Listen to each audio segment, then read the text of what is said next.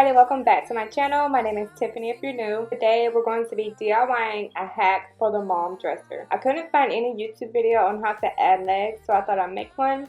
The Malm dressers are very popular, however I would like it to be a little bit taller and more custom, so I decided to add some 8-inch wooden legs to mine. And what makes adding the legs difficult for the Malm dresser is that there is no bottom to the dresser to attach the legs, so you have to make something for the legs to attach to, which is what we'll be doing. So if you're interested, keep on watching. Okay, so here is the Malm dresser. We all know this is a very popular dresser, however it's very low when you put it together, and I already knew this, so I have these legs which are 8 inches high, so it's going to add a really nice height to the dresser. Okay, so I have these are just some wood screws right here, and these are some torx screws, which are like concrete type screws, so it's going to be very, very durable. So these two pieces of wood are cut at 17 5/8 because that's the length that I need it to be from the dresser, from here to here. So this piece of wood is so that I can cut 2 8-inch blocks, being that the legs are 8 inches, so that I can have a middle support. And yeah, that's basically all the tools you need. Oh, and of course a drill. Let me get that.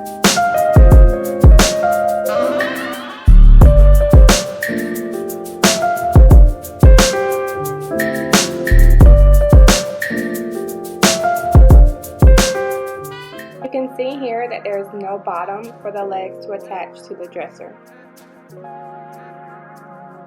Here I'm showing you that due to the screws, the piece of wood does not fit flush to the Malm dresser. What we're going to do is use a drill bit to create a small hole for the screw to fit into. I marked where the metal piece begins and where the screw is.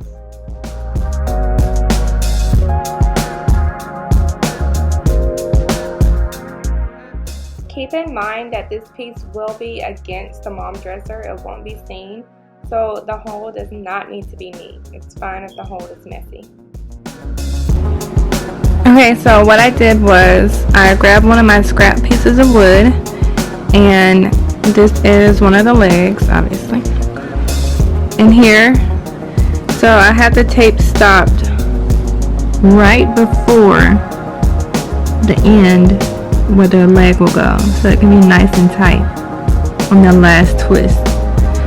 So you pre-drill your hole. I guess I'll just show you real quick. Pre-drill the hole.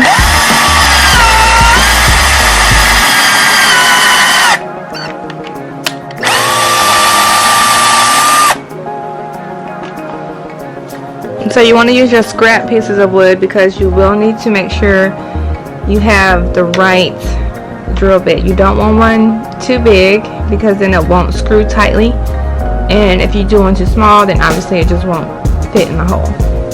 So figure out which one is the best for your legs.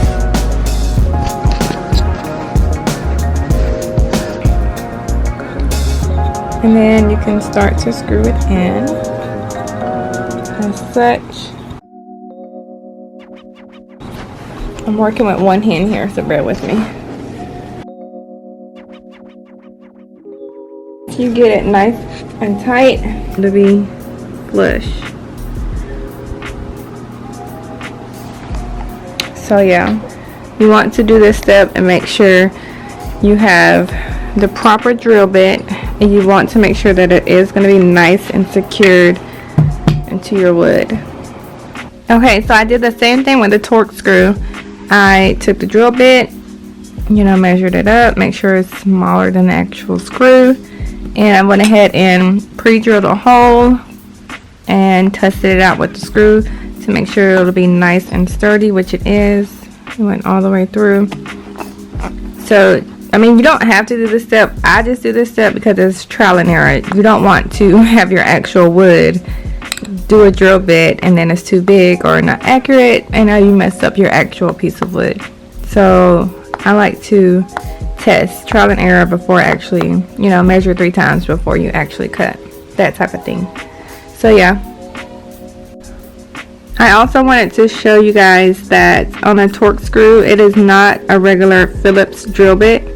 It's the 6-point star looking one. So you want to make sure you do have this type of drill bit so that you can properly screw it in. Because I thought it was Phillips, but luckily for me I have like a bunch of drill bits. So I already have the proper one. But you don't want to have to, run back to the store. So just make sure you have the actual drill bit. I'm measuring where I want to place my wooden legs, which is 2 inches down and 2 inches over for it to be in the middle. I'm now pre-drilling my hole for the wooden legs. I'm going to repeat the same exact step for the opposite end.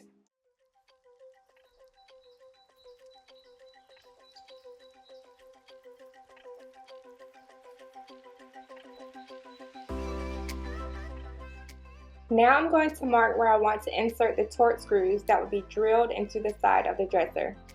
Make sure your screws are long enough to go through to catch the dresser, but not go through the dresser. Remember I told you I marked where the metal piece is? That's to make sure I know to insert the torque screw above that line. Otherwise you hit the metal piece and not the dresser. Next, you can go ahead and pre-drill your holes for the torque screws. I'm going to go ahead and drill in the torque screw most of the way through. I'm going to poke it through just a little, but not too much, just enough so that it can catch the dresser.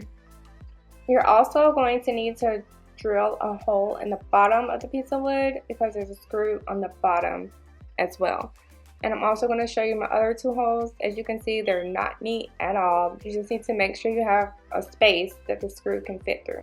So this is what your piece of wood should look like. You should have the 2 holes on either end to put the legs in, and then you should have your torque screws screwed in and ready to go.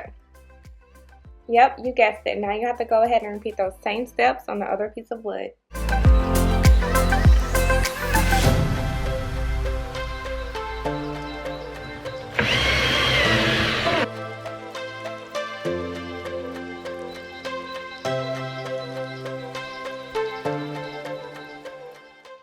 Make sure everything is nice and tight and secured, and go ahead and screw on the legs.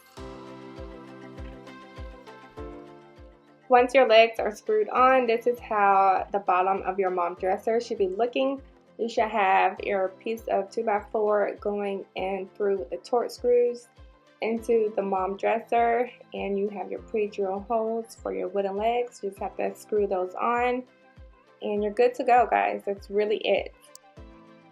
When turning the dresser over back right side up, make sure you have someone to help you because you don't want to put any pressure on the legs. I mean, this is with any furniture, but just make sure you're not putting any pressure on the legs. And I went ahead and used those wooden screws and just drilled through the Malm dresser into the wooden slabs just to give it extra support. Here's the before.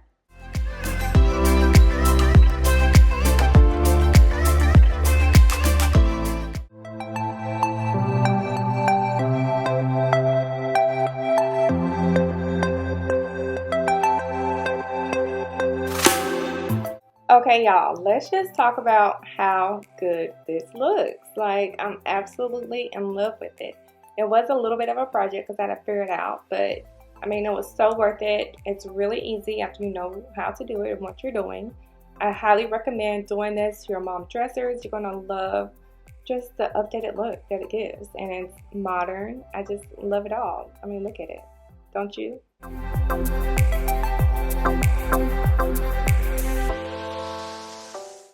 Thank y'all so much for watching my video. Please subscribe. Please hit the like button. I hope you enjoyed it. I hope you don't find the project too difficult. It's really not. Just make sure you have the right tools and everything set up and good to go, and you shouldn't have any issues. Thank you again for watching. Subscribe, and I will see y'all next time.